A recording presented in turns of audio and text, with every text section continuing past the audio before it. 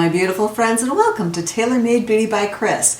Today I am doing a 2-day test of the new release from Charlotte Tilbury, the Beautiful Skin Foundation. This foundation comes in 30 shades. It says that it gives 16-hour natural glow with buildable medium coverage to hydrate, smooth, blur pores, and brighten skin. It gives, as a medium coverage, it has hyaluronic acid, rose complex, and Bix Active to visibly reduce shine and blur the look of pores. What you should know about me: I am 53 years old. My skin runs normal to a little dry. I have fine lines and wrinkles and minimal texture, mostly on my cheeks. Thank you so much for joining me today. Do the YouTube-y things, especially the subscribe, and here's my review. Let's see which one of these shades is going to be the best match for where my skin is right now. And as you can see, A is 4N, B is 5N, and C is 6N. So here's A. Interestingly, when I used the shade match feature on the Sephora website, about half of my foundations ended up 4N, and about half ended up 6N. Nothing ended up 5N. And yet when I went to Sephora and swatched it, I felt like 5N was the best one. So I'm really curious to see how this comes out. So that was 4N, 5N, picking clean fingers for all of this. Oh yeah, and 6N. So at least what I'm seeing is that 4N and 5N are pretty close. I'm seeing they're starting to oxidize, so that's good to know. 6N is definitely, well, gosh, I think 6N is a good summer color. And I'm waiting on these two to kind of dry down a little bit and finish oxidizing. I have decided to go with the 5N for today. Let's just see how it works. And per usual, day one, no primer. They did, it's a little hard to see, but they did give me a pretty generous amount, which is really nice.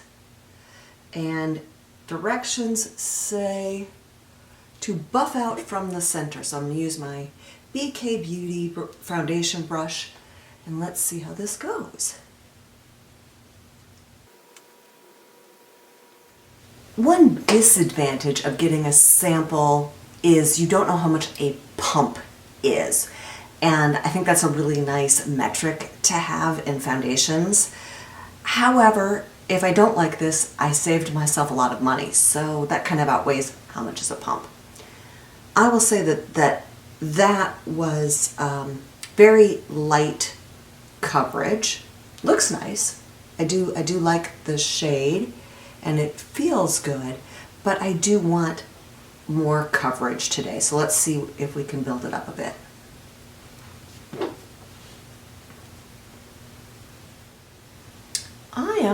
I'm really liking that.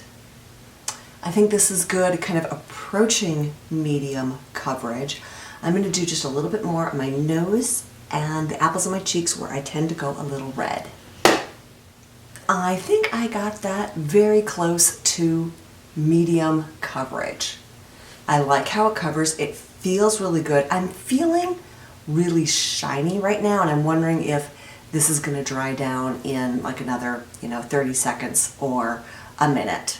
It's been about an hour since I put the foundation on. I've finished up my makeup. I used the Beauty Bakery setting powder and the Bare Minerals finishing powder. Remember, there's no primer today, so ever so slightly it has settled into this wrinkle and a little bit up here. And when I say slightly, because I have tried to get it to focus right, and I just can't get you guys close enough. And honestly, unless I'm looking in my 10x mirror, it doesn't show up. Having said that, if like that Tarte was a 10, this is about a 4 in terms of how much product is building up in there. So it's got a nice finish. I didn't use any concealer today. I did put a little bit of highlighter on my cheeks. Let's see how it wears. It has now been just over 8 hours since I put the foundation on, and I will say I did not have a day that was easy on my foundation. I had a mask on for a while, and probably the biggest impact was I went to the chiropractor, and so I was, face down on the paper that they use and getting smushed and mushed around. So, and of course I had no primer today. So I'm not surprised that, this morning it had settled a little bit into this line. By this afternoon it had settled a lot into that line. Having said that, it didn't settle further into my forehead wrinkles. And I'm curious because might be one of those foundations that gets better as you wear it. The only other one I've seen like that is the La Mer. But I feel like my pores were less pronounced later in the day. So I'm going to be really curious to try this with primer tomorrow. Today we're going to use primer, and we're going to use the Shiseido Waso Primer. You may have noticed yesterday this huge blemish right here. I gotta say, those zit stickers, those little round things that you put on overnight, do such a phenomenal job. This is a really deep one. It's not surface. Because of the weather, I ended up missing a week of my HRT, my estradiol patches, which I need to do a video on my thoughts on that. But that was a side effect, I believe, and so that patch really helped bring it down. One thing that I got for Christmas was this moisture monitor. My esthetician that I see that does my monthly facials always checks the moisture level in my skin before and after, and that is something I've been really curious about. So right now on my cheek, 37.5%. And forehead, 46.1. I will say for me, those are quite high. Normally I'm maybe in the mid-20s. And I'm wondering how much of that is just the moisture from the primer. Let's wait a moment.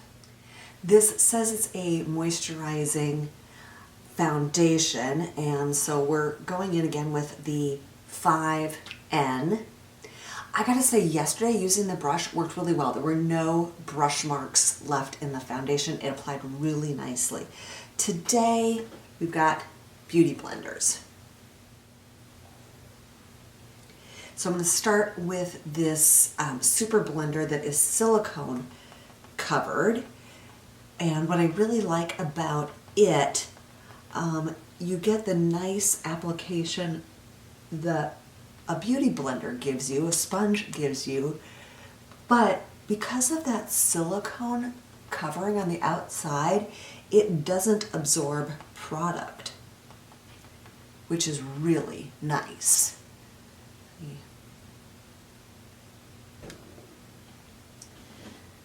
And we'll do the other side with a traditional beauty blender.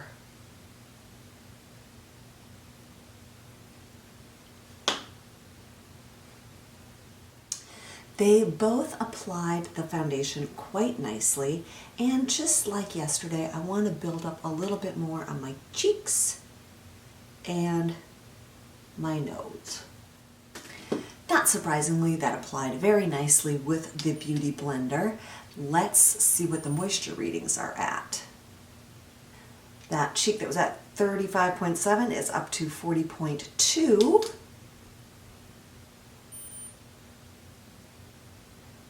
And my forehead is at 43.3.